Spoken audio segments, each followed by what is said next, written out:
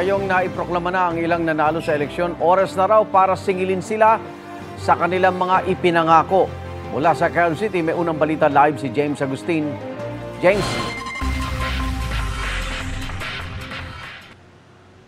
Igang, good morning. Pagpapababa sa presyo ng bilihin, produktong petrolyo, mas maayos na transportasyon at sweldo. Ilan lamang iganyan doon sa mga tugon ng mga nakausap ko na bumoto nito nagdaang eleksyon. Sa tanong na ko, ano nga bang dapat nabigyang pansin ng mga nanalong kandidato? Pasado alas 4 pa lang na madaling araw nagsisimula na ang biyahe ng jeepney driver na si Catalino sa rutang UP Campus SM North.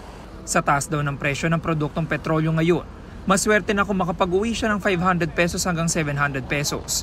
Kaya panawagan niya sa mga nanalong kandidato ngayong eleksyon.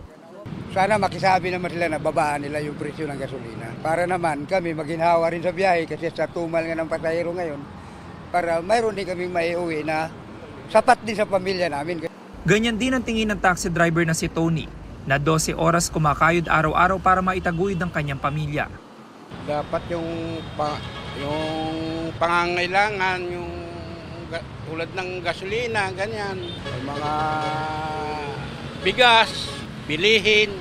Ang empleyadong si Kimberly 2 beses kailangan sumakay ng jeep mula sa Bagong Silang sa Caloocan para makarating sa kanyang trabaho sa Cubao, Quezon City.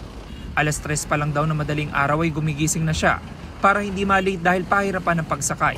Yung MRT dito, senior high school pa lang po ako ginagawa na to. Tapos hanggang ngayon hindi pa rin po siya tapos. So sobrang traffic, ang hirap po lalo po sa akin na nagtatrabaho. Kahit night shift po ako, ang hirap pa rin po sumakay.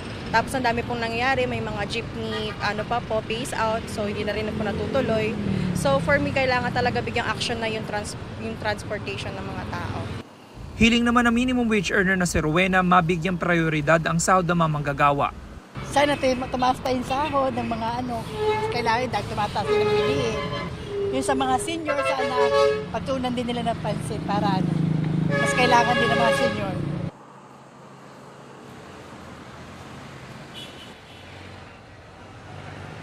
Samantala, Igan, umaasa naman yung mga nakausap ko dito sa Philcoa na tutuparin ng mga nanalong kandidato yung mga ipinangako nila noong nangangampanya pa lamang.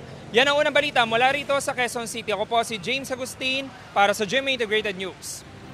Igan, mauna ka sa mga balita, mag-subscribe na sa GMA Integrated News sa YouTube para sa iba't ibang ulat sa ating bansa.